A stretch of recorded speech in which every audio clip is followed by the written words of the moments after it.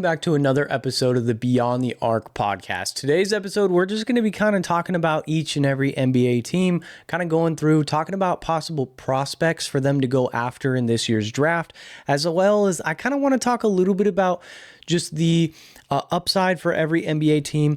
And then lastly, I want to touch a little bit on the expansion draft as there's projected, well, it's not projected anymore. It is full thrown. We are getting a team in Seattle. We are getting a team in Vegas. So without further ado, let's jump right on into this. So starting off, I want to talk a little bit about March Madness. Things have been going crazy. Teams have been going, upsets left and right are happening. And let's talk about how that affects certain players' draft stocks. First player I want to talk about is Darius Acuff Jr. He is a player that Acuff, however you say his last name, he's a baller. He is an elite guard that is proving his worth in this draft. He is the typical player that in the NCAA tourney, there's always a handful of players that use the tournament to their advantage and they boost their draft stock dramatically. Now, this is a guy that was a projected top 10 pick solidified for sure, if not top 5. Right now, we're looking at he might sneak into top 4, top 3. Right? A team like Sacramento, who kind of has a good track record if you go back and look at their point guard drafts, definitely has a decent draft record of course, De'Aaron Fox, but not only De'Aaron Fox, but Tyrese Halliburton. Even if you go back to Tyreke Evans was a good solid draft pick. Yeah, they had a handful of whiffs for sure at that point guard, shooting guard spot in guys like Jimmer Fredette and Ben McLemore, but then they still have other guys that they drafted like Davion Mitchell, who solid NBA careers. Keon Ellis, another guy that they found, right? Maybe Darius is another guy. They need a point guard. He could potentially be the future of Sacramento. They are good at drafting the point guard position. It's just outside of that is where they struggle, right? So Darius is a guy that I definitely see as somebody that is boosting his draft stock dramatically. All right.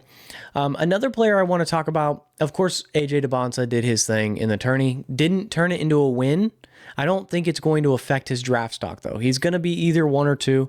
It's the same thing with Peterson. I don't think either one of them is going to fall because they didn't necessarily have the greatest tournaments. The Boozer Boy, I think that affected his performance thus far. It's been solid, right? He's probably going to win the Player of the Year award, sure. But I could potentially see a world where, Sacramento ends up in that top 3, and they're like, oh, you know what? They have the 3rd pick, for example. And they're like, actually, we would prefer to take Darius instead of taking Boozer. And I think that's a possibility that could turn into a reality here soon, especially if Arkansas happens to beat Arizona, goes on a little bit of a run like they're kind of doing. I could definitely see Darius turning some heads because, if Arkansas goes on a run, Darius is the number 1 option. So, of course, it's similar to, of course, Walter Clayton, definitely a kind of guy that should have been drafted as high as he was, but it didn't hurt his case that his team went on a dramatic run and won the national championship. There's other players that get that opportunity and they kind of fall flat, right? They flame out early or something like that, and that stock tanks. But, of course, his situation, I think it's only helped him so far. Arizona is going to be his toughest opponent that he's faced all year. That's for sure. It's given. There's no ifs, ands, or buts about it. If he performs and they beat Arizona, we could be looking at maybe solidifying him as a top 3 spot, especially if Duke loses. But I'm not going to put that out there.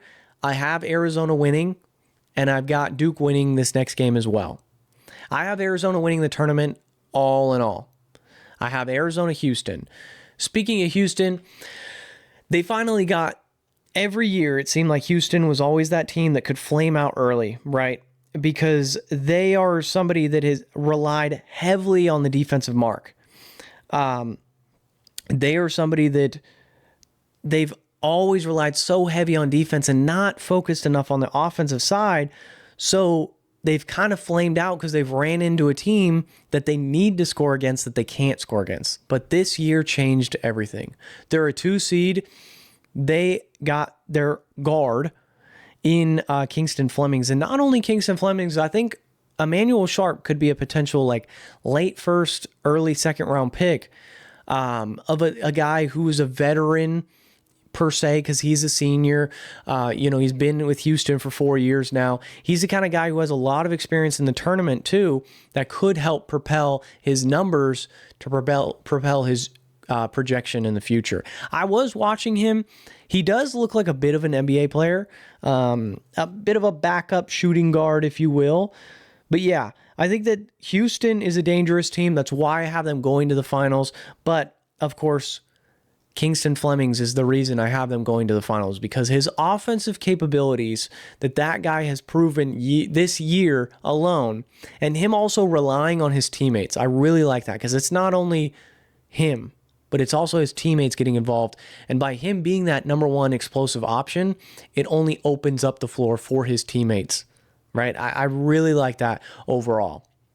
Now let's take a little switch and just talk about some teams.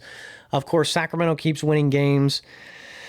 They're 19-53 right now, which puts them at the 4th worst team in the NBA. So let's say that the draft were to happen today and it went exactly how the rankings went, right? Indiana would have that number 1 overall pick. Then it would be Washington, then Brooklyn, and then Sacramento, right? With that number 1 overall pick, we assume Indiana would go with either Debonsa or Peterson.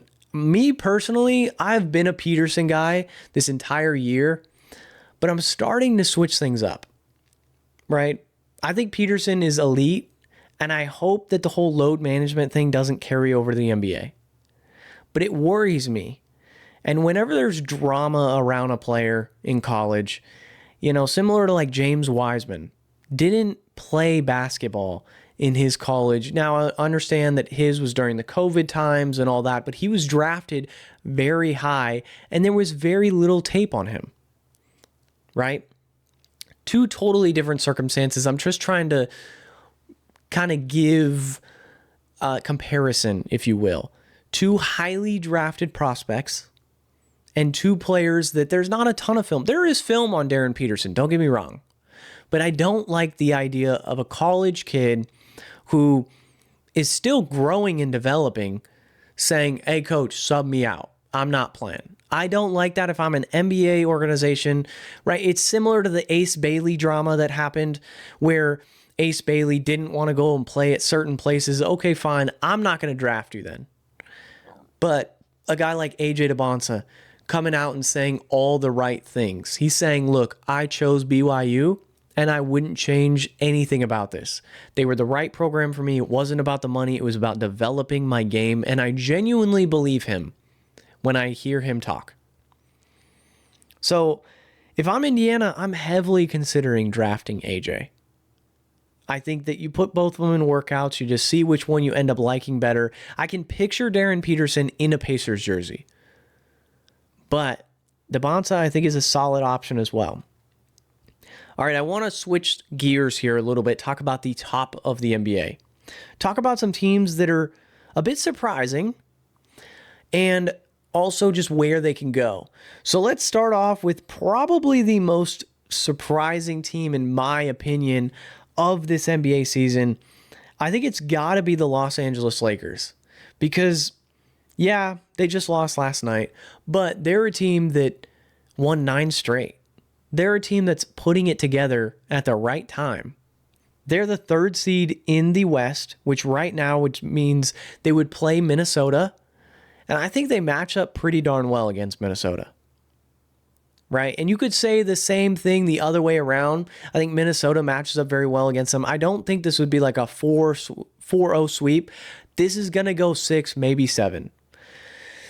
The question with the Lakers is how long can they hold on to this momentum, right? I don't necessarily trust the roster, especially going on deep playoff runs where you're going to have to go through multiple Spurs and Thunder, for example.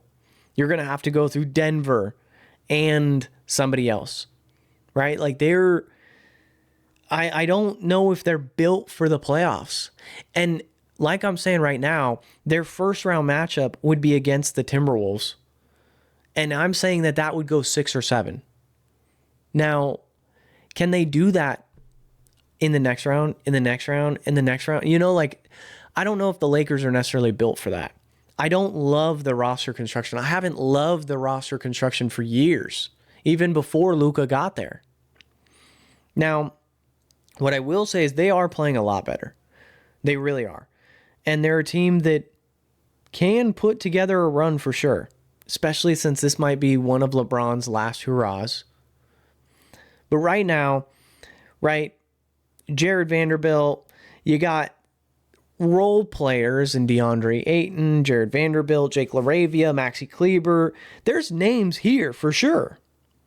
I like the fact that they rotated and start Marcus Smart now, because I think that they desperately needed defensive versatility in that starting lineup, instead of just having Luka, Reeves, and so-and-so, Jake LaRavia, for example. Having Marcus Smart relieves Luka and Austin Reeves, because there's so much pressure on them to play solid defense that they can't necessarily focus so much on the offensive side of the ball. So overall, though, the Lakers are an extremely surprising team, in my opinion. Going up to the East, I mean, we got to talk about the Celtics, right? I'm a Celtics fan through and through. I know I'm wearing a Kings hat because I'm from Northern California. The Celtics are got to be a team that I think they should scare the entire NBA. And there might be some bias here.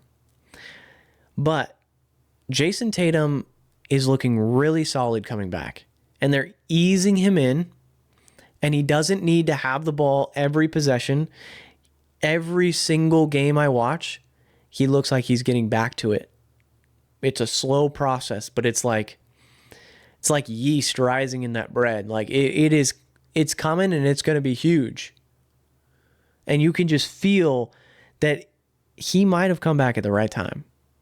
He looks ready. He looks prepared.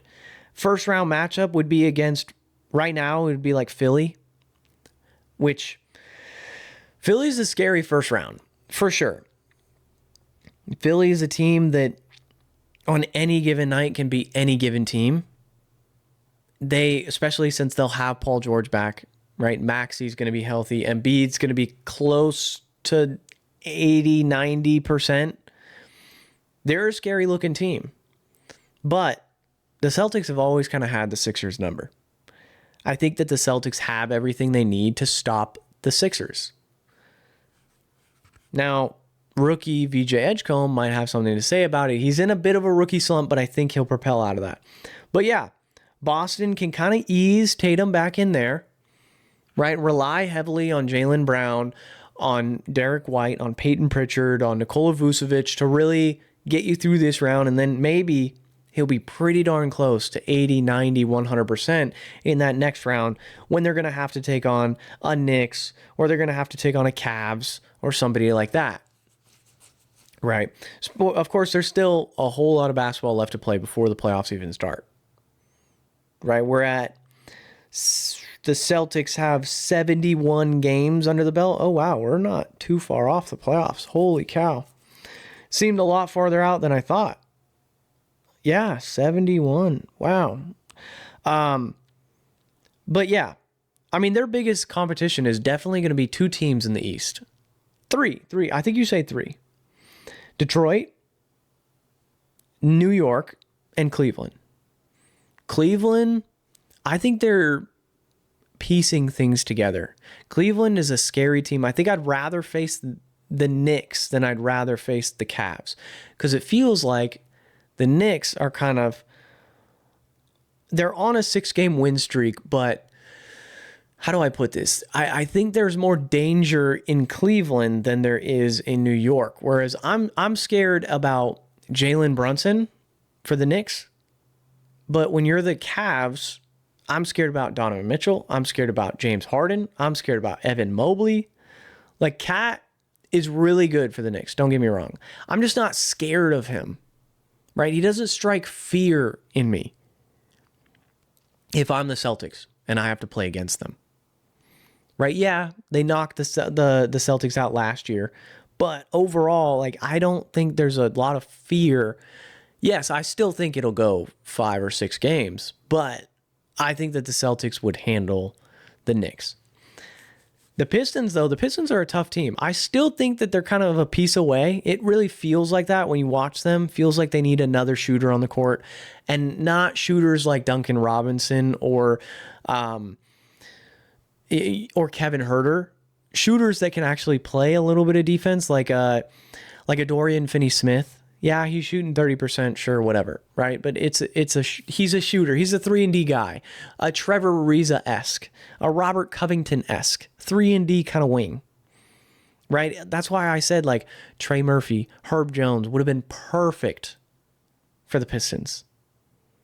Even like Lauri Markkanen, who's not necessarily like a wing, small forward-esque, but he can handle his own. All right. Next team I want to talk about is Toronto. Toronto is a team that they are so intriguing because I feel like every game my opinion changes on them. It's like one game I watch them, I'm like, yep, they have something here. They're cooking something. Next game, I'm like, nope. Now, there's a clear lack in center play for them. So I would hope in the offseason they kind of manage that. They go get a center like, if Sabonis is on the market, I mean, Sabonis isn't really the guy I'm looking at for them because he doesn't really stretch the floor as well as I'd want. Miles Turner, though, would be a good option because he'll probably be on the market with the Bucks in the Bucks way. You look at other centers that are on the market. There's like Goga Badatsi is probably going to be on the market. You could look at Wendell Carter might be available. He's a little bit undersized, but it's worked for Orlando for a little bit. Speaking of Orlando, let's talk about disappointing. I mean, I thought this year Orlando was going to be a top 3 seed. I thought this year was going to be the year that they take a leap in like the Pistons scenario where they really take a leap.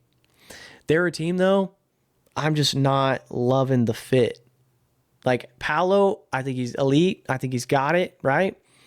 But the fit scares me. It just doesn't look good on paper. They look clunky. They look like they don't belong together on the court. Like it looks very rough. And it just seems like Franz and Paolo might just be too similar to play together. So they might make a decision there. I'm assuming they'll make a decision in the sense of either finding this true center spot and getting rid of Wendell Carter or moving off of Jalen Suggs because he makes so much money. They could be in the market of like the John Morant experiment, or, I mean, I doubt LaMelo will be available, but maybe LaMelo, or, you know, some point guard that will be available, or maybe, who knows, they might find a trade in the draft where Jalen Suggs gets moved over and then they get a Darius Sikuff, or they get a Flemings, you know, a Kingston Flemings or somebody like that. Right, there's a lot of good talent in the draft. I think that this talent, at first it was top 3. And it was like, hey, if you don't have a top 3 pick, you know, kind of a wasted draft for you. Now, then it got expanded to the top 4 with Caleb Wilson, which I'll get to Caleb Wilson in a second. But, and then it's I think, top 5. And then, yeah, I think Kingston Flemings, he can be I think he'll be a bit of a project because he's really young, but I think he'll be worth it.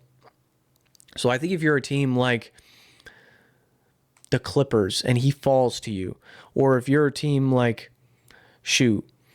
the Timberwolves who need a point guard. Now, of course, Kingston Flemings does give off the same experiment they just went through with Rob Dillingham, but I think he's a better version of Rob Dillingham. I think he proves more. He's shown more on the court now that he's more NBA ready than Rob Dillingham was at the time because of his weight, his body style, everything like that. But yeah, Orlando's a team in the offseason definitely going to be looking for a point guard play. Some sneaky play-in teams here. Charlotte, I I just think they're a very exciting team to watch. I'm glad that they're finally playing competitive basketball. They're not going to fall out of the 10th seed, so that's cool. Hopefully they can win a game or two and actually get into a playoff game. Yeah, you'd play Detroit or you'd play Boston. That's unfortunate, but at the same time, you got to do what you got to do to at least just sniff the playoffs. Now, in the offseason, what do you do if you're Charlotte, where you're like, we've invested so much time into LaMelo. We've invested some time into Brandon Miller. Now, of course, you probably keep Brandon Miller. Of course, Con Knipple, you're running it back. Your big thing, you go take a splash on a center. I think you could use a veteran presence center, somebody like, Sabonis, somebody like Miles Turner. Even if you went and you got, Vucevic, if he's available, right? Somebody that kind of provides some veteran leadership in that locker room and then helps the Hornets. I don't think Sabonis like screams Hornet. Miles Turner, I could see him in a Hornets jersey. But overall, I think they just need to find that center. Maybe you even go young and you go trade for, Maui Watch over in Phoenix, or you go, talk to, maybe you go talk to the Pacers about like an Isaiah Jackson or something like that, or see what's up with Jay Huff. But obviously those aren't as steep of a level as somebody like a Miles Turner or like a Domantas Sabonis. I would like for them to get Sabonis. I really would, because I think that he could help them out dramatically. I don't know if he would want to go to Charlotte though. So, all right, I've talked a lot about the East in this video. Let's move over and talk a little bit more about the West. Things that I like. The Dallas Mavericks. I know that Cooper Flagg, I've said that Cooper Flagg is obviously a generational talent. I would love him on the Celtics, but I like what the Mavs are doing right now, where they're just letting him ball out and they're going to focus on winning games later, right? Just getting the touches, getting the turnovers in his system so that he can learn that a turnover is going to happen, right? It's the NBA. Everyone makes mistakes. It's going to happen. No one's going to be perfect. And then offseason, you got a very tradable piece in Kyrie Irving. I don't think you're going to get a ton for him, but maybe you could potentially pair that to possibly like try and move up in the draft, or, do you even potentially move up in the draft? I think they need to focus a little bit on the point guard aspect. Because I don't mind the Derek Lively with the Cooper Flagg pairing, even if you kept Gafford and if you kept, Najee Marshall over there, like guys like that, I don't mind that. The point guard area, like Williams is cool, but I don't think he's like your starting point guard kind of guy. So can you go get in a cuff? Actually, now that I'm saying it out loud, Darius would fit very well in Dallas because they are a very strong defensive-oriented team. I kind of would like that, honestly. Him and Cooper Flagg playing together sounds nasty good. All right, and then let's talk about one last team. We got to talk a little bit about Denver. Denver's the kind of team that I think they're still really scary to face in the playoffs. They're going to face probably Houston, if not the Lakers in the first round. If I'm Denver, I probably want to face the Lakers over Houston. Maybe not. I'm trying to debate whether it's better to play the Lakers or Houston. I just think the dangerous aspect of the names on Houston's roster scares me a little more than Austin Reeves as your second option on the Lakers, right? Versus Kevin Durant and Alperen Sengun. I think I'd rather avoid that than play Luka, Reeves, and old LeBron. With that being said, though, a lot of teams have figured Houston out. You put the center on Amen Thompson, and you force him to beat you. I mean, if he shoots the lights out, he shoots the lights out, whatever. He's not going to do it 7 times. Not even going to do it 4 times. Amen Thompson's a great player and a great athlete, and I think they need to utilize him a little bit differently once they get that point guard role solidified. Fred VanVleet comes back, or they finally make a move for a point guard. But I think that Houston's in a spot where they're just they're in this tough area where you're going to have to face Denver, and then you're going to have to face a Spurs, and then through all that, a Thunder on top of that. Like, I just don't think that they have it. Similar with the Lakers, right? I think there's 3 teams that can come out of the West. I think it's the Thunder, I think it's the Spurs, and I think it's the Nuggets. I don't really think any other team has the roster capability to beat those teams, right? Let's go through each one. Why the Thunder? Obviously, they did it last year. They got a great roster. They play the game very well. They manipulate the rules to help them out quite a bit, which so many players do, so you can't just fully put that on Shea. Next up, the Spurs. The Spurs have a very young roster, but it feels one of the most complete rosters in the NBA. Them and the Thunder. And then third, and they have Victor Wembanyama. And then third, the Nuggets. I think they have the best roster in the NBA, top to bottom. When you look at what Jokic can do by elevating those players around him, and how him as a whole and him being a system, just what you can do as a coach to manipulate the game, because your center can handle the rock, he can pass like one of the best passers in the NBA, and he can score if he needs to score. He can kind of do it all. Yeah, he's not the greatest defender, but he's an okay defender. He's at least salvageable. Whereas, like, Victor Wembanyama hasn't really hit that, offensive assist, like, I guess offensive playmaking capability yet. He makes very good plays for himself, for sure. And he's not a bad playmaker. It's just Jokic is top tier. And then you look at the Thunder, like, I'm not scared of Chet. I'm not scared of Isaiah Hartenstein. Right? That's where I think that the Thunder, I think, are going to have a great shot to go back to the finals. Do I think they will? No. I have the Nuggets coming out of the East or the West. I have said that for all year now. I think they are the best roster, top to bottom, in the NBA. And I think obviously a lot of that has to do with them getting healthy and them having Jokic. Next, though, the Thunder. I think that they could use better three-point shooting. One, the more and more I watch, like, Lou Dort, he has good games, but in the playoffs, he kind of fell off a bit. Right? And then after that, you look at their next best three-point shooters, an Alex Caruso, a Cason Wallace, somebody like that. Those guys put in so much defensive energy, it makes shooting the ball that much tougher overall. So, all right, overall, what I'll say, I have the Nuggets coming out of the West. I have the Celtics coming out of the East. I just think they're ready now. But overall, what I want to say is, if you guys did enjoy this content, do me a huge favor and smash the like button, subscribe to the YouTube channel, comment down below on your picks for March Madness risers and fallers. And also, I want to know who you have winning the NBA championship. Without further ado, it's been another Beyond the Arc podcast, and I'll catch you guys in the next one. Peace.